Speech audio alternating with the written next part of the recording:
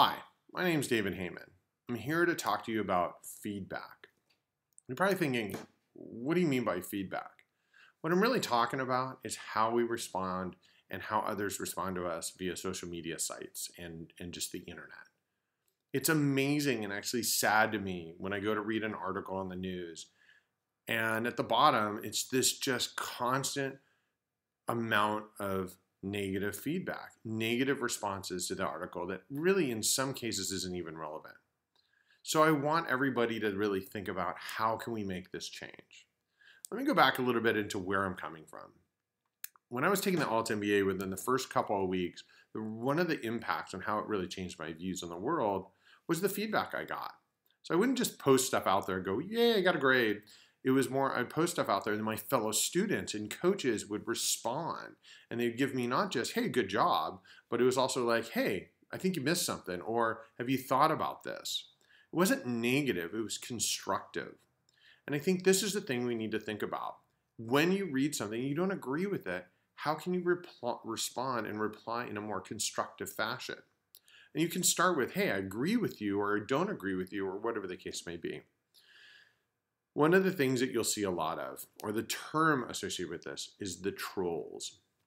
These are the people that are constantly negative. And it's amazing because they're usually the ones that don't have a face avatar. It's usually just some either cartoon character or just nothing. And it's like they can stand behind this and just be negative to the world as if it doesn't impact anybody. Well, it does. So that's what we want to talk about. Let's change it. Let's change it individually. Next time you read something, think before you type. Good example of that is years ago when the Newtown shooting occurred, I saw a ton of responses and, oh my God, the government's taking my guns. Everybody, stand up for your rights. One of my friends I responded to, and I thought about it. First, I was really ticked, and then I thought about it. I'm like, well, all right. I said, I totally understand where you're coming from, but one of the things to consider is, these parents haven't even buried their children yet.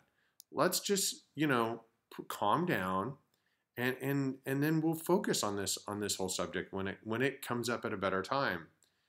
Her response is very simple. She goes, you're right. Maybe it's just not the right time to have this conversation. And I could have totally responded and said, yo, moron, I don't think you're just an idiot for thinking this way. And we probably would have fought back and forth and nothing got resolved. So the point is let's look at things from the positive perspective and constructive. We don't have to agree with everything, but again, we can focus on making a change. It's all about the simple rule. In 3, be nice. One of the things to think about is how are you making a difference?